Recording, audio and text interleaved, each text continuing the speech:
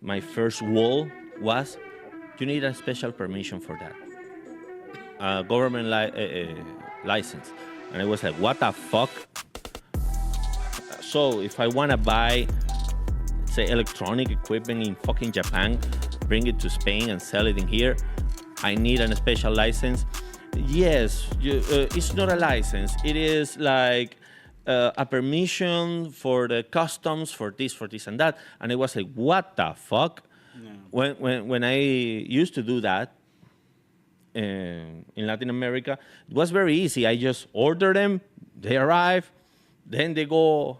I took pictures, I create a catalog, then I go to all the stores and offer them. What the fuck? So then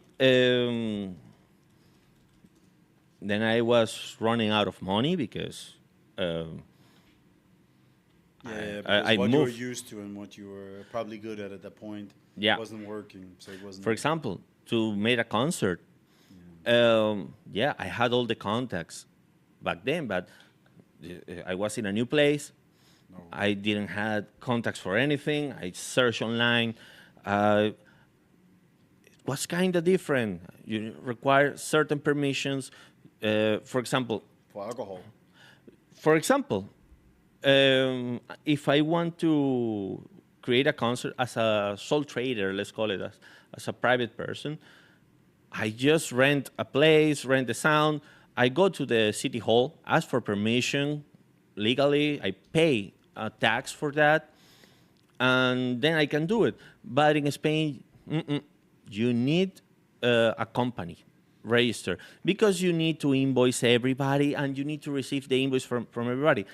Even that my concerts back then they were like a community thing, you know, like a cooperative thing. But well, then I had to get a job, and That's always fun. and sadly, the market, the job market in For your Spain education, yeah. was very Well, I fucked think up. in general it was bad. Yeah, the best salary I was getting was like 1,500. Then two things happened for me. The first thing is that I got divorced, and the second thing, it just came at the same time.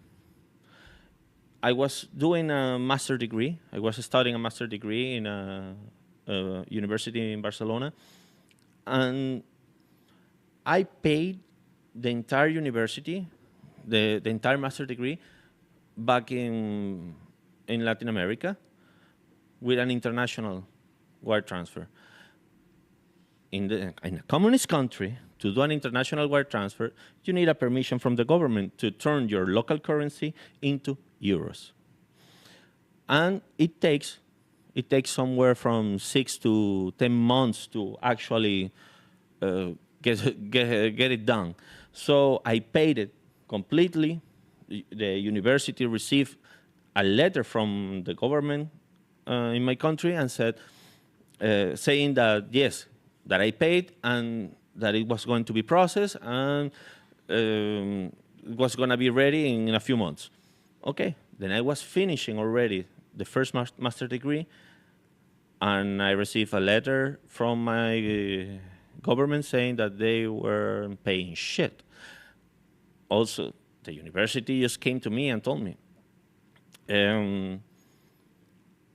you already finished, almost finished the master degree. I mean, we can give you, just to help you, we can give you two options.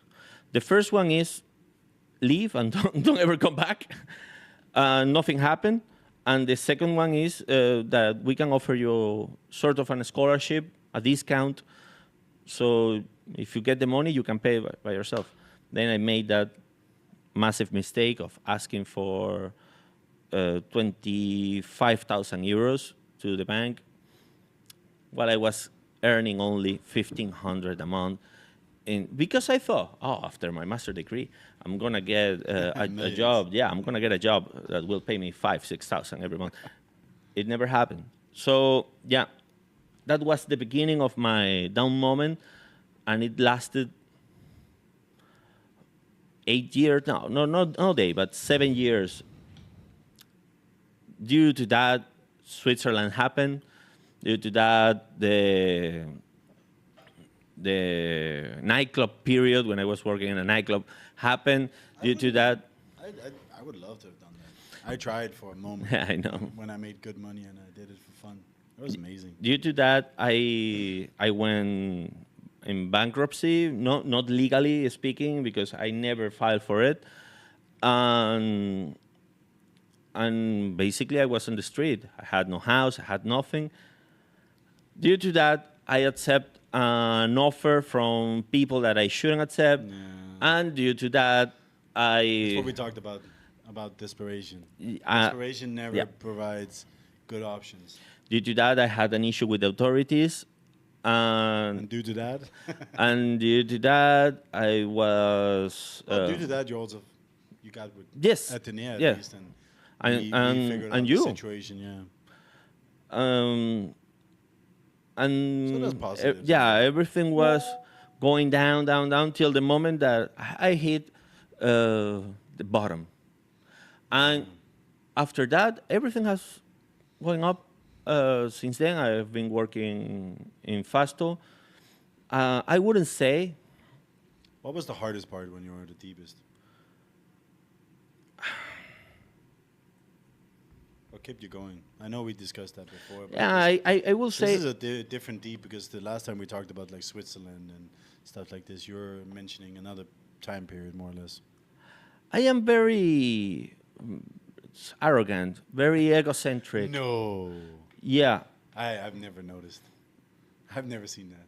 and Is that at I'm very home? stubborn. You do it at home, right? Yes, Yeah. I'm very stubborn. Um, I know, I know, and I knew back then that I was born for great things. Okay. And I one think of it's the good. one of the It's things, good arrogance to have. Like believe that you're meant for something bigger than sitting Yes. at home.